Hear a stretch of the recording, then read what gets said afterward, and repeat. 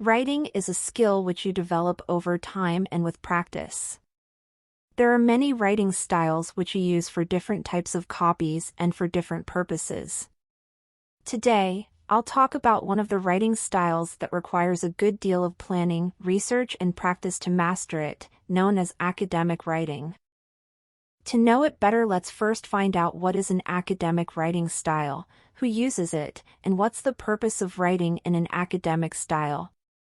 It is a writing style used to communicate ideas, information, and research to a broader audience in an organized and formal way. The writing should be clear, brief, focused, and give a precise explanation of the topic to the readers. This type of writing style is often used by scholars, researchers, and students to share evidence-based knowledge. It requires the writer to follow a specific set of rules and standards, which can often be seen in scholarly essays, research papers, dissertations, and articles. The main purpose of writing in academic style is to demonstrate your analytical and critical thinking skills, establish credibility and expertise, convey complex information clearly and concisely, and show that you have a good command of the relevant research literature. Now that we know what an academic writing style is and why we use it in our writing, let's discuss the 5 main features of academic writing that make it different from other writing styles. First, a well-structured academic essay is always better than an unorganized one. It is not necessary that all academic pieces will have the same structure, but in the case of essays, which are the simplest form of academic writing, will have a structure of introduction, body, and conclusion paragraphs. Second, academic writing is formal in tone and is very precise. It provides its readers with all the information to understand the topic with clarity and evidence. It is different from written or spoken English, which is rather informal and uses slang and abbreviations. When writing in an academic tone, you need to make sure your writing doesn't use informal, slang words and phrases which are usually used in daily conversation. It shouldn't use emotional and biased language and avoid grammatical and punctuation mistakes. It shouldn't use conjunctions e.g. so or but, and it shouldn't write long and complex sentences. Third, in academic writing you are more focused on facts and figures rather than being influenced by personal and biased feelings. Therefore, you should write objectively rather than subjectively, and it is important that your writing focuses on facts, research, and statistics and provides information that is more realistic to your readers. To be objective in your writing, you need to consider the following points. Try not to use statements such as, I think, I believe, I suggest. Instead, use statements like evidence states that or previous researches show that. Avoid using personal pronouns. Use passive voice sentences, for example, a survey was conducted, rather than I conducted a survey, which is more subjective. Use statements which refer to the evidence or research you've conducted, for example, many studies suggest that or according to the recent study, etc.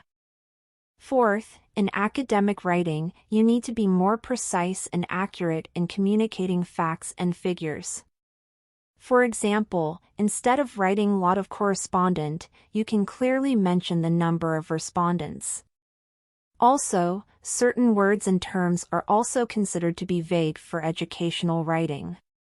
Such words and terms do not explain the accurate meaning you want and are commonly used in everyday conversation and any type of informal context. In order to be more precise and accurate, you need to be concise, direct, and short.